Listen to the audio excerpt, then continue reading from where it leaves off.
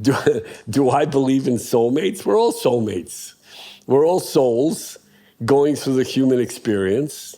Some people choose to live as souls, and some tell themselves a story that they're living a soul. I live a soulful life. I go and commune with nature. Doesn't mean anything.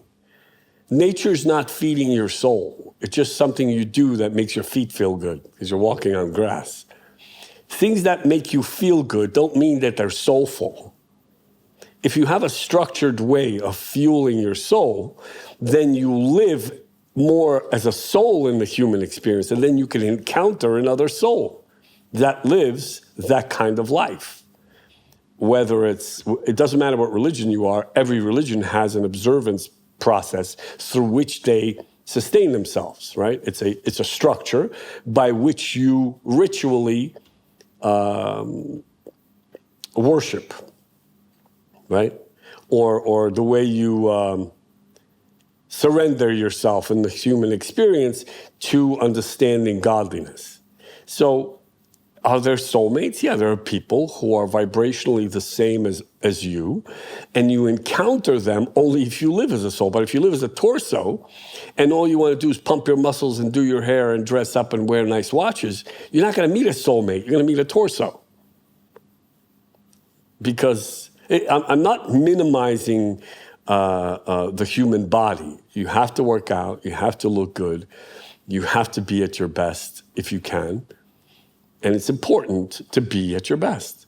But if you want another human being who you can consider a soulmate, then they have to have your internal understanding of godliness, that they don't live in anxiety, that they're not waiting for worst case scenario, that they're not constantly waiting to fail or planning to fail, that they have internal peace. Well, that's a person that lives as a soul, which really in the religious world they say bringing heaven to earth. That's what it means.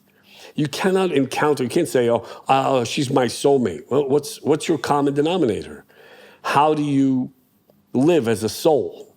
Souls need energy. Well, what do you do to receive energy? Hug trees? You can't receive from a tree. It's not a limited source. What do you worship? A person? People can't give you energy. They're not a limited source. So then, unless you have a godly relationship through which you devote yourself, well, then you can meet another human being who is an expression of what you are. You live as a soul, and so you encounter another soul who's willing to live on that plane, on that level, who's not a consumer, who's not looking, who's not defined by what color clothes they're wearing or the what they spend on their watch or their car. Don't kid yourself. If you're materialistic, there's nothing wrong with it. There's nothing wrong with looking good. I'm a huge, I don't know what the word is, but I'm definitely for looking your best.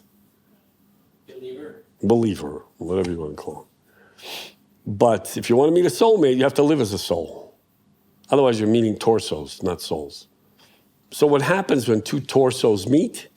When I mean torsos, people who are consumed by, let's say, two people meet, we connected because we like to travel. Well, how much can you travel? It's constant. What does travel do? It's constant stimulation. It's for the sake of instant gratification. I take myself out of here to go somewhere else because I'm inspired by something else other than where I am, right? So how many different places can you go to be inspired? Life happens. So you have to live where you are, right? So then if you insinuate, well, we both like to travel, that's not going to hold your relationship, because when you come back from traveling, that's where life really happens. So if you're constantly booking trips and you think they're going to save your relationships, I promise you, wherever you go, you take yourself with you.